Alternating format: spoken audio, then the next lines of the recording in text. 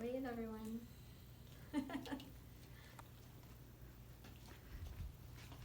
And then there's me, so you have one more. Did you turn it around, so? No.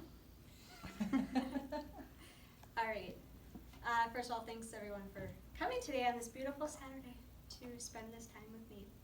I am doing a speech for my oral communication class for school.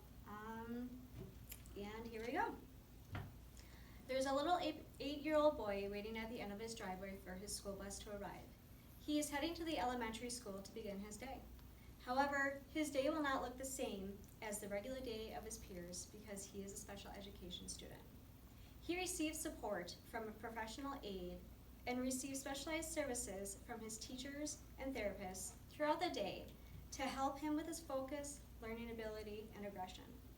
Scenarios such as this are becoming more common in schools each year as there is an increase in the number of children and youth being diagnosed with learning disabilities, attention deficit hyperactive disorder, and psychiatric disabilities.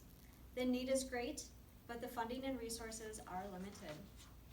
Today I'm going to be talking about some of the reasons why there is an increase in special education students and why there is limited resources and funding. In 1975, the Individuals with Disabilities Act, or IDEA, was established by the United States Department of Education.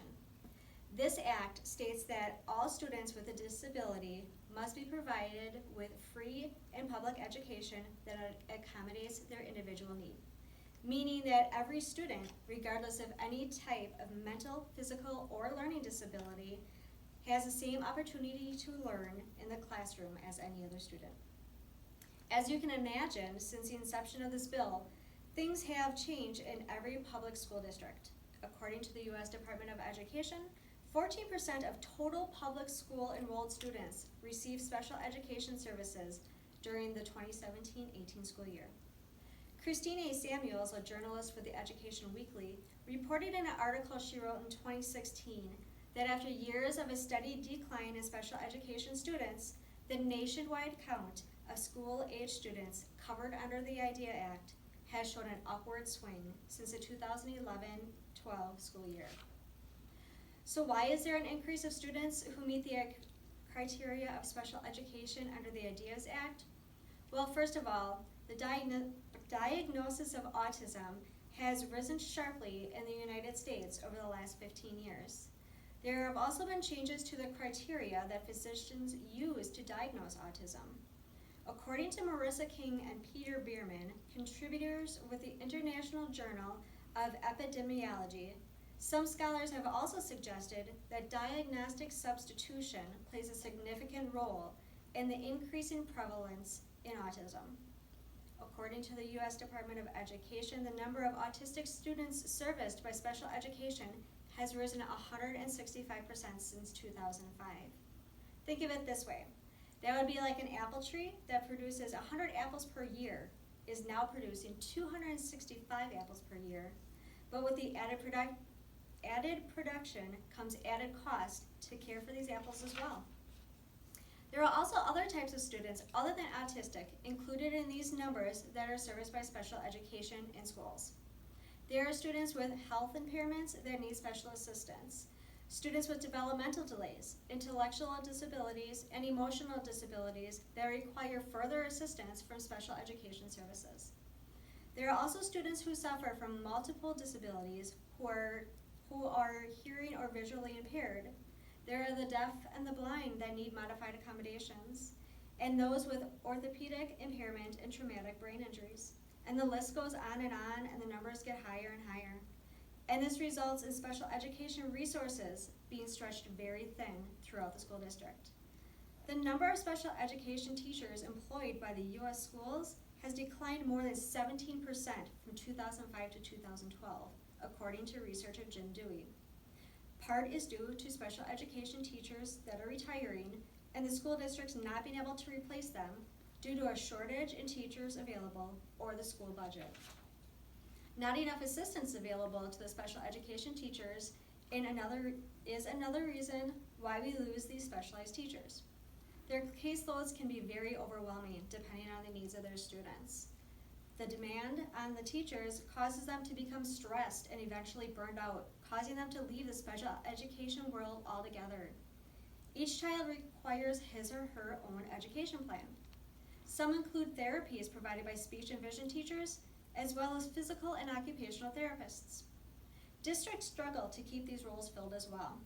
According to the U.S. Census, the population of people over the age of 65 is at an all-time high. This age group has also seen an increase in the need for specialized therapies as well. And the private sector is more appealing to these professionals because of the pay and the benefits available to them. We also need to consider the cost and length of schooling it takes to get to be licensed in these professions, not to mention the limited college admission into these specialized programs. All of these reasons leave positions unfilled in the school district where these professionals are needed. One of the biggest struggles that the school district face is the lack of funding for special education. Since the federal and state laws mandate that students with disabilities enroll in public schools to receive a free and appropriate education regardless of costs, that leaves districts needing to increase budgets or to pull funding from other school-related programs to cover the special needs of this to cover the spending needs for the special education program. This could be from the athletic department, fine arts department, or even the technology department. When these types of cuts in funding happen, everyone loses. Sarah Weinhardt, a reporter from the Lake Mills Leader, states in an article that state and federal funding that were created to help pay for special education costs have not kept up with the spending. According to a 2017 report by the ARC Wisconsin, reimbursement rates have fallen from a high of 70% in 1980 to a new low of 24.5% in 2017. This causes a deficit in the budget of the school districts that needs to be filled. Throughout this speech, I have mentioned numerous reasons why there is an increase in special education students. The IDEAS Act, doctors diagnosing more, and diagnostic substitution that the physicians are using. While there is still much controversy over reasonings, it is fair to say that since we have had new bills established governing the education that each student receives, there have been more students falling under the criteria of these bills that have been established. Also, with the changes in the physician diagnosis, more students are meeting again those criteria of special education.